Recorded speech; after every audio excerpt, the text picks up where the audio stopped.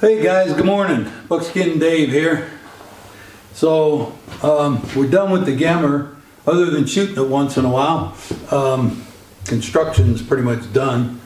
I've got the other rolling block that I'm going to start working on here, but kind of want to give it a little bit of a break. I'm going to cut the barrel off right now. Don't have a lot to talk about. Did have a shearing happen yesterday.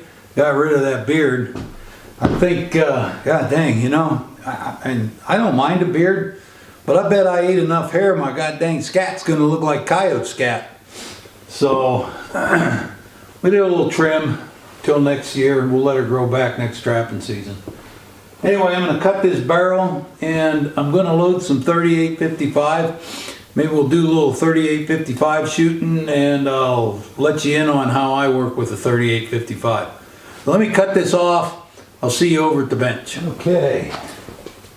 So,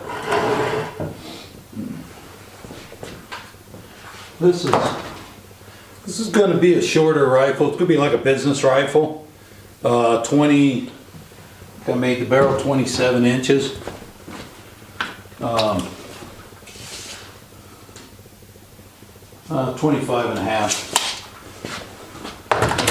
So anyway, yeah. It's going to be short, going to have a 25 and a half inch barrel. It's going to be a lightweight gun. I'm going to call this a semi-Gemmer because it's going to have some characteristics of Gemmers, but it's also going to have characteristics of a rolling block rifle. So I got that cut off. That leaves me 8 some inches to build my smoothbore pistol with, 8.5 inches.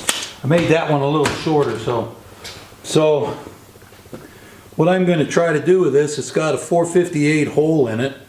I'm going to figure out what a 570 hole is, what drill bit's going to be the closest for that. And I'm going to ream this baby out, cap it, and make a little cap lock pistol. I've been collecting parts, so I think that'll probably work. And we'll have a little smoothbore pistol for shooting grouse. So anyway, that's all I'm going to do on that today. I have to call and get some wood for that. That's going to be kind of a neat short little gun. I've been working on my 3855 and get you a cup of coffee. Let's get settled in and we'll load up. I've got about 24 more of these to load. So you guys got your coffee. I've got these. I've already punched the primer and resized them. And one of the first things I'm going to do before I reprime them is just kind of true up the pocket. And the reason why I'm doing that is the last batch that I loaded, the primer didn't seat quite right. I mean, I had to do that. And it's just around the edges. And so I'm going to get that done. Then we got to prime them. And then the next step on these, because they're a straight wall case, we got to open the mouth up a little bit so that the square bullet will go down into the case without crushing it. So there's 2 ways of doing this. I have a machine right here. Then I may just use it because it's a little faster than doing it by hand.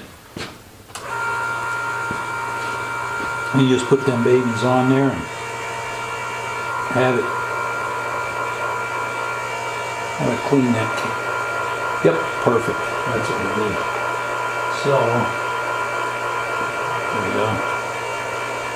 And if you don't have one of these fancy dancy power burners, these work too. My hands are a little bit squeamish today because the arthritis is starting to get to them. So I'm going to use this. Anyway, let me finish this up. We'll get to the next step. Okay, so you could either prime these first or you can run them through make the mouth.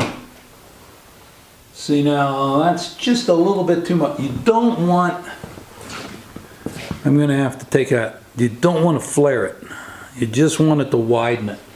So all a guy's got to do is pull this back just a little, especially with this one, and put it there. Let's see.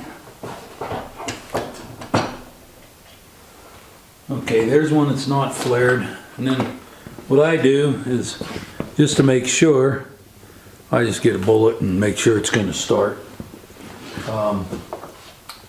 We're going to load this with these.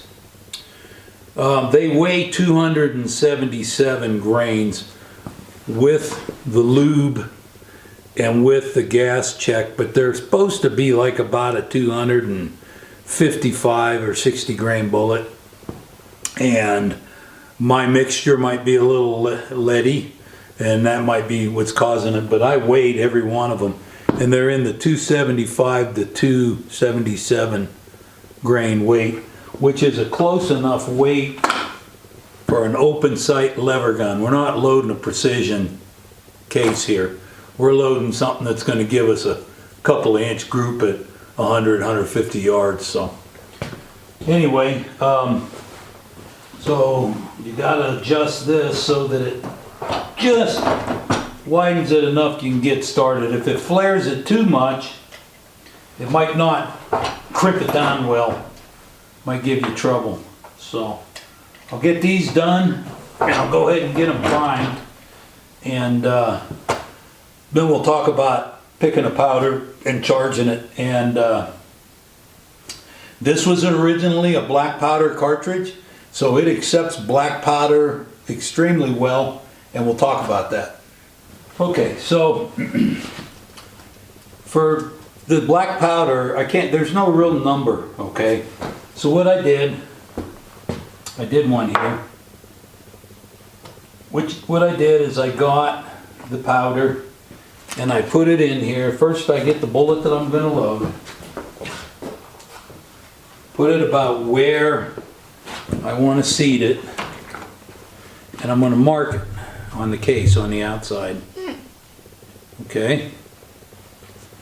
Now, I'm going to fill this case up to where the powder is just above my mark, so when I seat this, it's going to squash it 1/16 to 1/4 of an inch. Okay, see my mark? When I seat this, I want the powder to be just up above that mark enough that this will squash it 1/16 to 1/4 of an inch. So what I did is I poured this in there, and then after I got it to where I wanted it, I poured it in my powder measure. Okay, and then I moved it up until it was level, and then put it down through the drop tube. Then we'll press the bullet and seat it. So that's how we're going to work it. It turned out it worked to be 40 grains of 3F. Now always measure this by volume, not by weight. Do not use your scales up. So we figured it's going to be about 40 grains of 3F. Okay. And we're going to run it through our drop tube again. Just like so.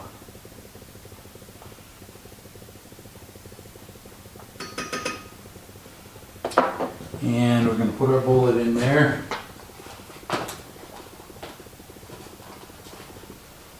And that's going to compress it just about right.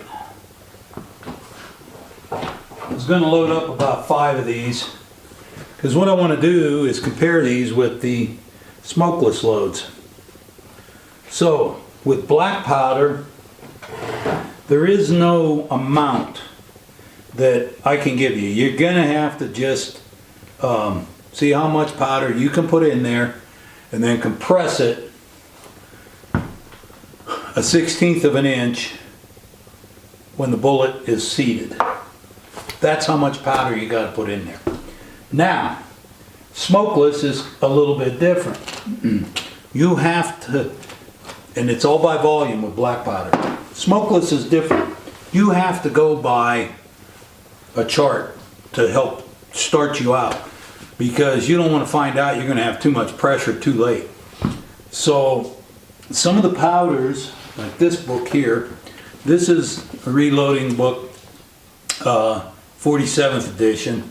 It's like I've got a 50th, so it's back a couple.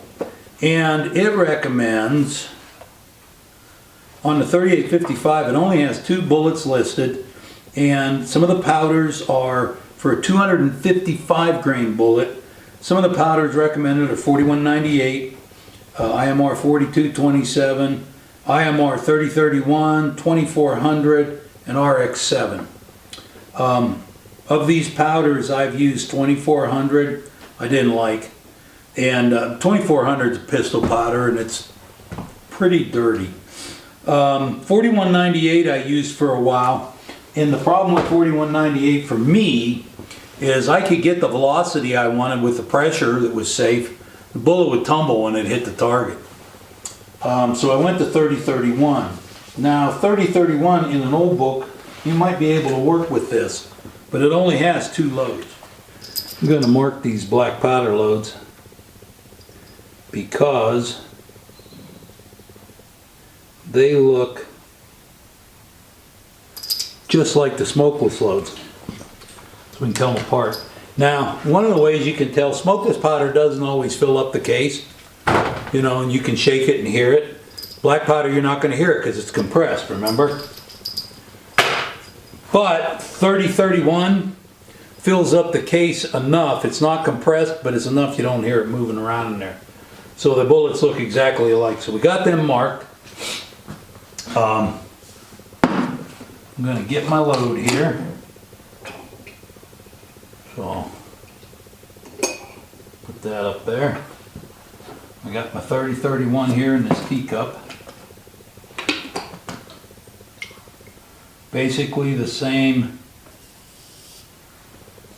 idea, only this is going to be measured by weight, not by volume.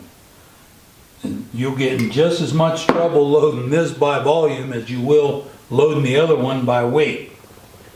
So now I didn't on the other on the black powder loads, I did not use a wad, and it also wasn't a gas check bullet, but the lead is hard enough that it doesn't deform the bullet too much. And I've found them in the dirt, and the nose is deformed from hitting the dirt, but the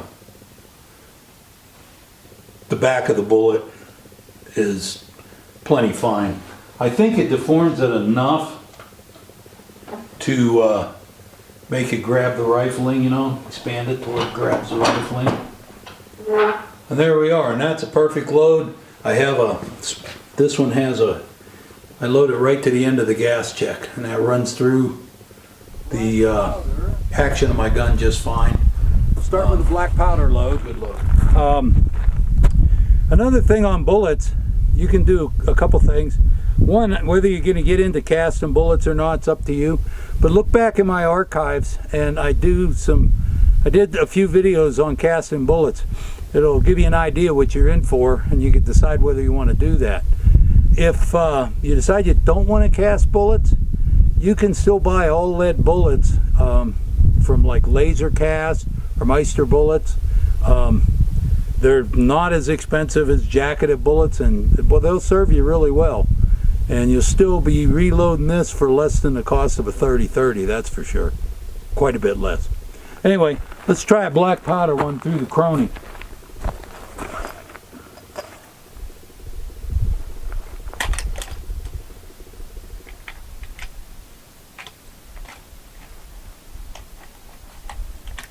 Alright, I'm just going to aim at one of those plates.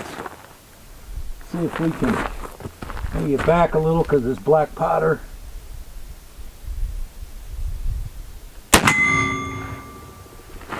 So black powder load, accuracy wise it hit the center of the plate right where I was aiming, and 1289.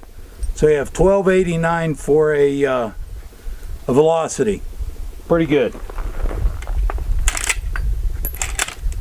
Let's try one of our smokeless loads.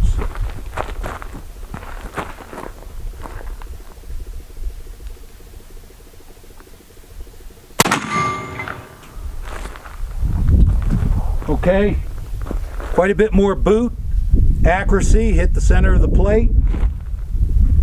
1846. So 12 to 18, that's 600 feet a second. Quite a bit different for a 275 grain bullet. It is also a pretty stout lever gun cartridge. So let's try it a little further. Let's try it out at 100 yards. I kind of know what my hold is for a 100-yard target with the smokeless loads. I'm not sure with the black powder. It's been a long time since I shot one. So I'm gonna, with a 600 feet per second difference, I think I'm gonna hold to the top of that gong and let's see where it goes for the first shot. And we'll play with it from there. It's good. They both have enough energy to take a deer at 100 yards. That's no doubt whatsoever. So you just got to decide what you want to hunt with.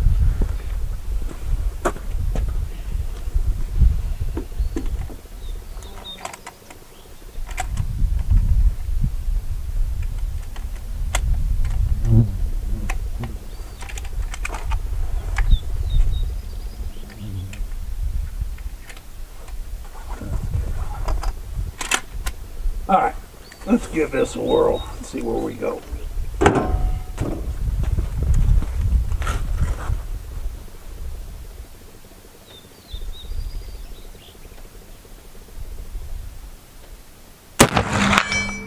All right. Wow, let's get the binoculars. It hit towards the top of the gong. All right. I think we ought to shoot it again.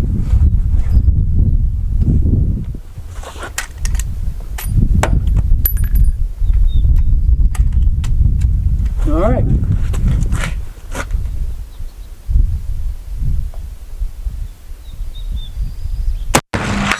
Okay, another good hit.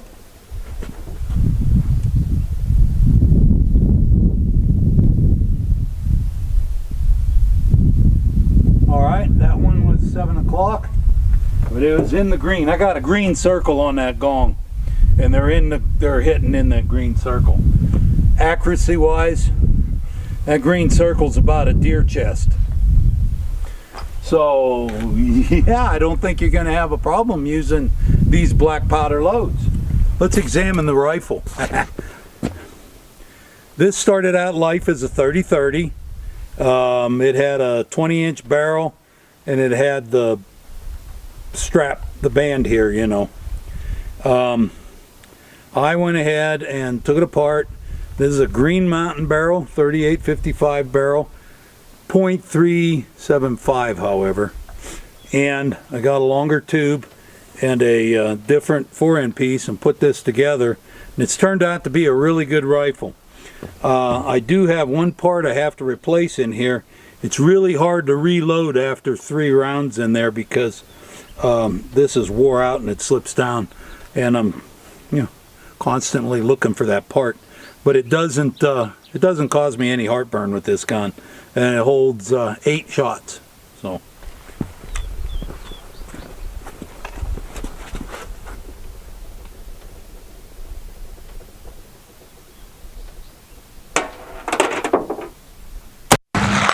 yes.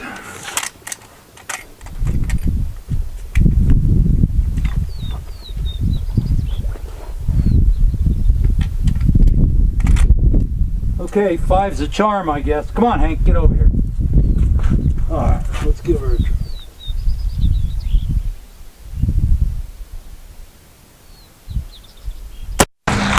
All right.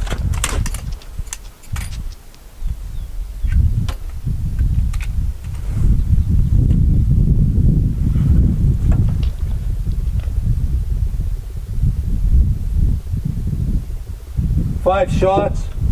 5 dead deer with black powder, and took a smokeless. Oh, that smokeless was from over there. Let's see what we know. I know the smokeless is going to hit. We'll shoot 1 or 2. Okay, Smokeless, let's see if I can remember my aiming point now. That's one thing, is the black powder does have a different aiming point at 100 yards. So let's see what we got.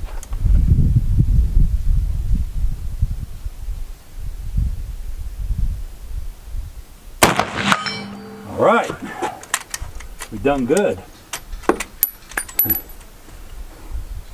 Normally I would just eject these, but there's a big crack in the cement here and I don't want to lose them pieces of brass. Let's see where we're at.